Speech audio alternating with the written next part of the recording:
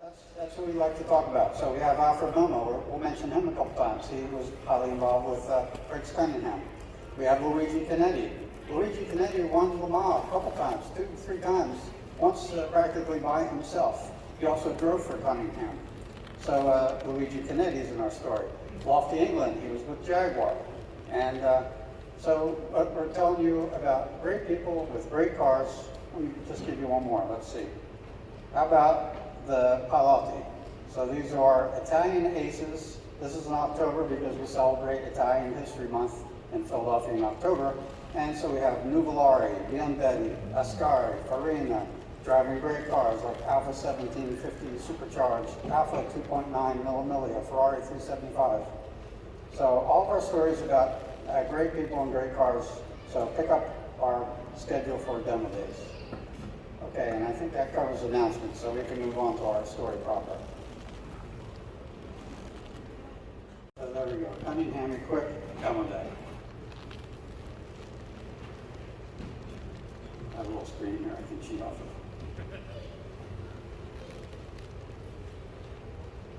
of. Okay, so there's Griggs. Look at that cute little lad. He's born in 1907. He's a local fella, Pottstown, right here in PA. Comes from a very wealthy family. His father had made some wise investments in banking and railroads and industry like this. So his father had amassed a sizable fortune, and he died when Briggs was young, I think 5 years old maybe. And of course, Briggs grew up privileged. And he went to born Yale January University. 19th. So this is a little after Yale. He went to Yale, and what do you do when you go to Yale or you go to Harvard? You make connections because you're making friends with people that are going to be in high places.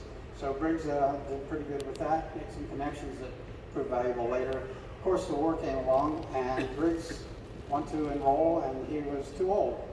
But he did join the Civil Air Patrol, and in fact, bought his own plane. They put him in a plane and said, boy, I'd rather have a seaplane than fly over the ocean, so he bought one. So there he is, operating his own Sikorsky for the majority of his time. And of course, they're flying over the ocean looking for submarines and such. And he dabbled a little bit in racing early on.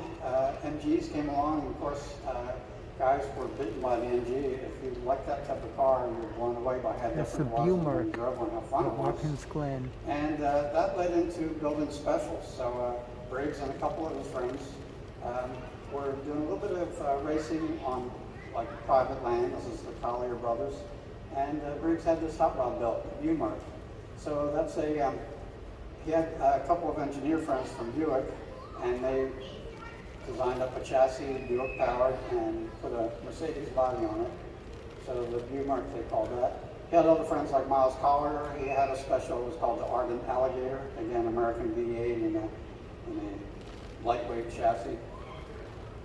And with these cars, they're club racing first, and that's why we have the Howard out here. This was not owned by Cunningham, but in the early days of ARCA, these guys were racing on private property, and when the SCCA formed, they're racing, the first race after World War II in America is Watkins Glen, so they're road racing at Watkins Glen. Cars like this, homemade cars, hot rods like the Bumark. And here we see Briggs on the right with his friend Frank Griswold, who won at Watkins Glen in an Alfa 8C 2900. Would be the same chassis as the car on the turntable, but it was a beautiful coupe. And so even when you're building hot rods with big V8s, those beautiful Alphas are in contention. Watch out. And there's George Rand and the first racing Ferrari to come to America. Briggs acquired this Type 166 Ferrari, and they raced it all over. So here he is. He's building this network of friends, and he's got money, so he's buying cars like crazy, and he's acquiring these buddies in a team. And so he's running an amateur team and using friends and drivers and slowly building what ultimately became really a great team. And here's Briggs in that same 166 Ferrari. And and there's Briggs and Alfred Momo. We mentioned Alfred Momo. It's coming up in the demo day. Alfred Momo was he was an apprentice at an Italian manufacturer, Sierra and Company, and in fact he was a riding mechanic with Mr. Sierra in Targa, Florida, the one in Targa, Florida. He was a riding mechanic, so of course he had an interest in racing that lasted his whole life. He was a very able machinist and mechanic, and he befriended Briggs Cunningham. Cunningham was having him do a lot of work. Ultimately, they formed a professional relationship. So there's a Momo with Briggs taking a big cup. And that's what they're doing. They're running and all these events, because all these tracks had opened around 1948 and 49, places like Lime Rock and of course Watkins Glen, and road racing was really catching on. And here we're jumping ahead to Le Mans, so let's slow down a minute. So Briggs is acquiring cars, rendering everything that comes along, and he's racing in multiple classes. They're getting cars with big engines like the Buick, and they're getting little cars like Seata, and they're just racing everything every weekend. I think it had become his job. He, as we said, he came from money, and he was educated, Yale educated, but this became his passion, and it's pretty much what he was doing full time. And there we see a Cadillac. So what are we doing with that Cadillac with the number 3 on it? Well, 1950, Cunningham had done all this team racing, his little private team, American racing, all over the country. They're done all over the place for the whole flotilla of varied sports cars. And he says, you know what, maybe we should play with the big boys. And he wants to go to Le Mans. Well, he's got a pair of Healey's, Healey Silverstones that Frick Tappet had put Cadillacs into. So they have this lightweight English car with a big V8 in it. And they say, wow, we have a fast car. They're winning races in America. Let's take them to Le Mans. Well, then they think on it and they say, no, let's take the Ford Deluxe that Frick Tappet built. They were putting Ford V8s, putting Cadillacs into Ford Club Coupes and making race cars. So maybe they thought we should be taking American cars to Le Mans, representing America. So they send in their entry with the Ford Deluxe, and Club de West, of course, runs Le Mans, and they see the entry, and they deny the cars. They say these guys are cowboys with hot rods. That's pretty much literally what the French replied. And so the Cunningham team changed gears a little bit and decided to go with Cadillacs. They could go with a regular production car, which honestly, Le Mans, you were supposed to run pretty much a series car. You couldn't take a hot rod of any type you wanted. You had to meet rules. You were racing in a sports car race that required windshield and spare tire and such road equipment. So Cunningham decides to go with a Cadillac team. They take a regular coupe like this. Of course, Cadillac has a wonderful V8 engine.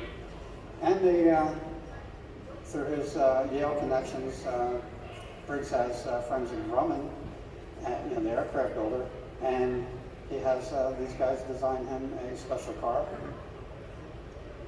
There we go. So there's the Grumman body Cadillac. So they take a Cadillac, and it's all special chassis underneath, a lightweight aluminum body. The models for it have been wind tested, not the full-size car, but the mock-ups have been wind tunnel tested. There's Briggs and his Cadillac. And while the French accept the entry, it has road equipment, lights and all this stuff, but the French very unkindly dub it Le Monster. So there's Le Monster, 1950 Cadillac, and followed close behind by the standard car.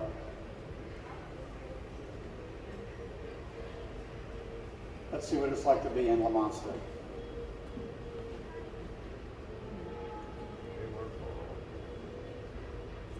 This car is at the Collier Revs Institute in Florida, at the Collier Museum. Still looks just like this, just as retired.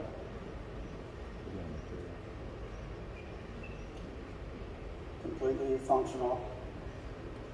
It's about aerodynamics, obviously not winning a beauty contest. and the car was faster than the coupe. Problem was they put it in the sandbank, and that's what happens when you go down the Mulsanne too fast and don't make the turn, you end up in the sandbank. And Le Mans rules, you have to dig it out yourself. You can't have your friends come and help you. You can't have the guys from the pit come and help you. You have to dig it out with what you have with you. If it's your shoe, or if you carried a shovel in the toolkit. Eventually they did get the car dug out back in the race, climbed back up, and ultimately finished in 11th position, right behind the number 10 finishing Cadillac Coupe. So we're pleased to have this little bit of video from the Reds Institute on the monster. There she is.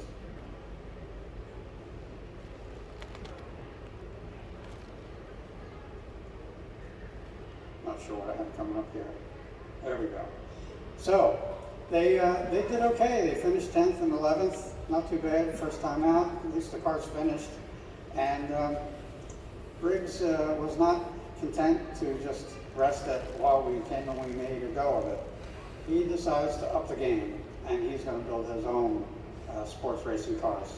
And of course, they're still right as soon as they come back from Le Mans. They're entering these cars in other races that Le Monster won some things. But they commissioned and built the C1, and these cars were going to have the Cadillac V8 in it. And kind of at the last minute, Cadillac said, you know, that's not our image. We don't want to be that involved with racing and producing engines for a serial, car, and that's just not our thing.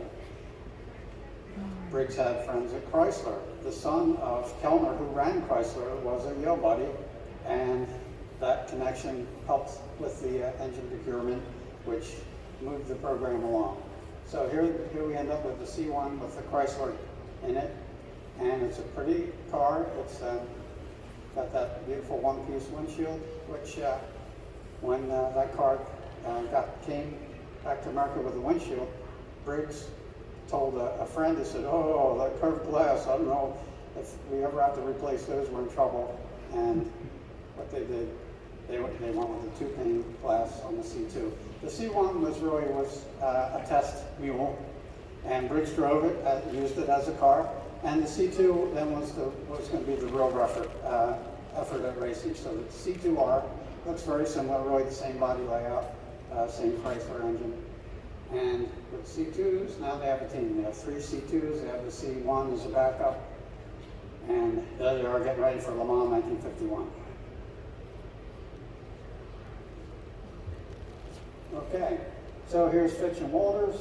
Phil Walters, very capable driver. John Fitch, he was one of our honorees at Spirit Competition.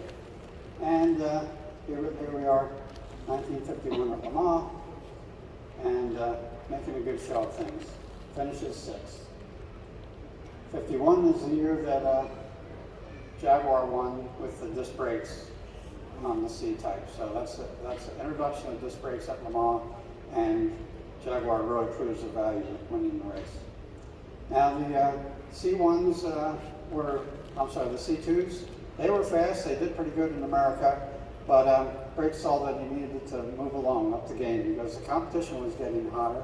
In fact, in '52, Mercedes re-entered international sports car racing, and they went to Le Mans and they beat up everybody. They finished 1 and 2 with the 300 SLs, and I believe Cunningham finished 3rd, so that's pretty good.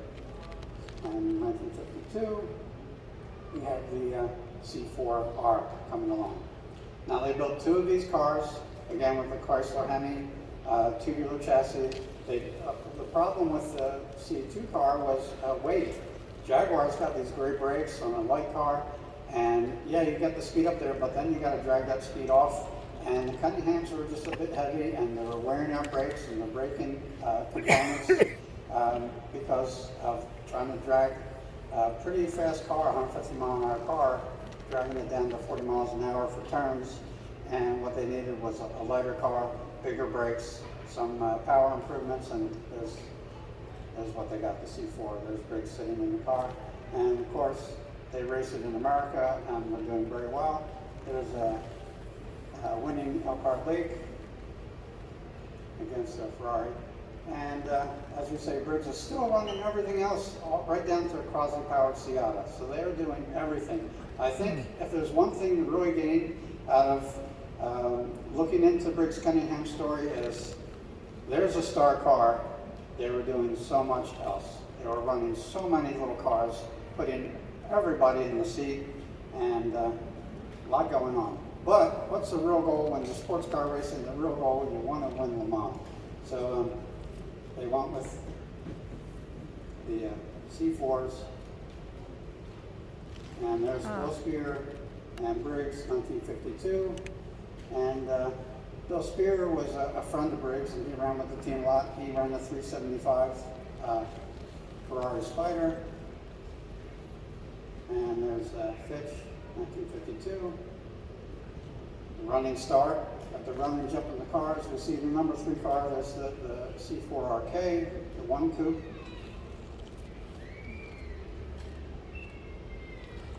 And they're tearing it up. Now, unfortunately, the coupe had some valve issues, ended up losing speed, dropping down. They'd been running in second, I think, and so they're having issues with the car, losing power on the valves, ended up crashing out. The other C4 also had valve problems and dropped out, but they, they ended up in 3rd place, and of course winning the class. So that was considered a successful outing. They, I think they were in contention for overall winning, but winning the class is a big deal at Le Mans. They were happy to get that, and that was not going to be the end of it. However, Briggs is running this company. He's pouring money into this. They're racing every weekend. They're racing every American event from coast to coast, running a field of cars. And so they say, well, maybe get some money back into this. Plus, you might run into homologation rules where you have to build a certain amount of cars. And they have the C3 design. So this is going to be a car to sell as a public, as a normal road car. So C3 designed by Giovanni Nicolati, built by Vignali, and they go into production with these. They're hoping to make 50 cars in 1 or 2 years. They did about half that many. Everything's slower and more difficult than you might think, especially if you're building a road car. You can't take shortcuts. But there's a very pretty car, and some of those are out there today. The Cunningham guys have club reunions, and they bring the C3s, and they're beautiful. So anyway, back to racing. That was a little venue to bring in money, which certainly, I'm sure it didn't. That was probably more money spent. And here we see a C4R right behind the Allard. We see 3 Allards and 1, 2, and 3 spaces. So we know those cars will quick at a twisty little road course like Watkins Glen, where you're winding up and down crazy hills. Those cars go fast out there. The Cunningham, that's a bigger car, and that's really the purpose is racing at a big fast event like Sebring or Le Mans. So we see the Cunningham in 4th place. And what do we see different about that car? See, the hood scoop runs up almost the length of the hood. That's how they were built. When they made an improvement with intake setup and carburation setup, that's how they got the different hood bolts there. And there are guys, of course, with Momo. And so moving along, C4R, they're still going to race them, but they build one C5. They're going to, you got to catch that competition. If Mercedes is out there with these 300 SLs, Ferraris are getting better, Jaguars are coming out with a D-type. So Cunningham moves up to the C5, and beautiful, sleek, aerodynamic. And here we see the Le Mans. John Fitch driving. I think he might have been teamed with Walters. And 3rd place, 1953 Le Mans. And let's see, 1st place was Walton Hamilton, and that's his C-type, I believe that they were. Yeah, it was a C-type. And finishes 5 laps ahead of the C5R. So something mixed up there in the C5 and C4. Anyway, here's an advertising about it. C5, C4. And at this point, Briggs had sold one of the C4s to a fellow named Moran, who was also a racer and Moran also ended up with, he had the C5, the C4R coupe and the C4, and he was racing them. So that's what Cunningham wanted, that those cars are out being raced and keeping the company out in front of everybody. And 12 Hours of Sebring, they won Sebring. And that was a big deal because Sebring was on the international calendar. Sebring counted for championship points. So Sebring was as important on your scoreboard as Le Mans was. Just Le Mans was the big battle of the glory. So here they are getting ready to go to Le Mans in 1954. And they just don't give up. They're tenacious. And keep in mind, all these Le Mans efforts, they're racing all over the place everywhere else. Now look at this photo. What do you see there? You see number 1's a C4R. And that car in the middle, what is that? Would you believe that's a 375 millimeter? Huh. So Briggs had one of these. They'd already been racing them. Bill Spear had been racing them. They're familiar with the car. And they see the Jaguars just getting the better of them on the braking issue. So what look like headlight up here, those are air intakes for a water-cooled brake system. So they devised a water cooling for the brakes, and they're going to make that work for them. And they go to Le Mans now with a team that includes the 2 C4Rs, this 375 millimeter. This is from 1954. And how that race unfolds, well, it ends up with Ferrari winning with a 375. They took first place in 1954. And Cunningham team's 375 millimeter, well, it broke a cam follower, broke one cam follower, so they kept running just on 11 cylinders. They just didn't run the one cylinder that was out, and ended up failing on something else. They ended up not finishing, and Cunningham went to Ferrari afterward and said, your cam follower broke on the car. Ferraris are supposed to be so reliable. What are we going to do about this? And Ferrari didn't want to hear about it and charged them $10 for the replacement cam follower. and Ferrari told Cunningham, he said, Ferrari cam followers don't break. That was the end of it. Cunningham went away not pleased. But let's be fair, he's running this water-cooled system off the cams. Okay. So yeah, he's taking power off the camshafts, and there's probably a connection there. So that interesting looking 375 millimeter is part of the Cunningham team and part of our story today. So here we are, we see Johnston and Spear on the C4R. I believe that car was driven by Cunningham and Spear to a third place finish in 54. So he's still doing it, and Time magazine recognizes him. He is all over the country. He's not just in Le Mans, where if you read the French newspaper you hear about him. He's racing his team all over the country and in South America and everywhere. They go where the action is. Here's the C6R being completed just in time for Le Mans 1955. I'm sorry, this is for Sebring. And here it is painted up. And you see, isn't that beautiful? Now, we're still running on the drum brakes and still running not a Chrysler engine. He's got a 4-cylinder Offie, so the Offenhauser engine is very highly tuned. It sounds, only 4-cylinder. It's a big bore 4-cylinder. It's a big 4-cylinder, very highly developed for like American track racing. So it is a weapon. And there we see it in action at Le Mans. And well, we jumped ahead there to the memorial service. I think we all know what happened in 1955 Le Mans. We've told that in our stories here at the museum a number of times. Terrible accident when the Jaguar of Hawthorne wants to make a quick run into the pits on his very fast stopping disc brakes, and the competition around him gets in trouble with Levesque in a Mercedes, not able to stop with the Jaguar, and hits the back of a Austin Healey, and goes into the crowd, and they kill 82 people, mostly spectators. And in fact, Phil Walters, who was one of Cunningham's star drivers, he finished the race in the C6 and retired. He was right behind Fangio, who was right behind Levesque when that accident happened. So he saw it happen, drove through the wreckage in the car, and retired. So there's Briggs at a memorial service. So of course that race had a large impact on racing all around the world. We ended up with less real road races. I think only in Italy did you have actual road races on public roads. Courses were being entirely closed off for virtually all racing.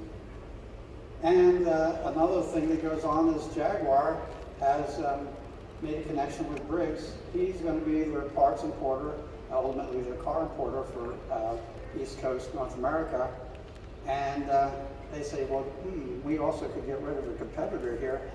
How about we give you D-types, which are beating him. They're beating him at Le Mans. They're winning convincingly and all over the place.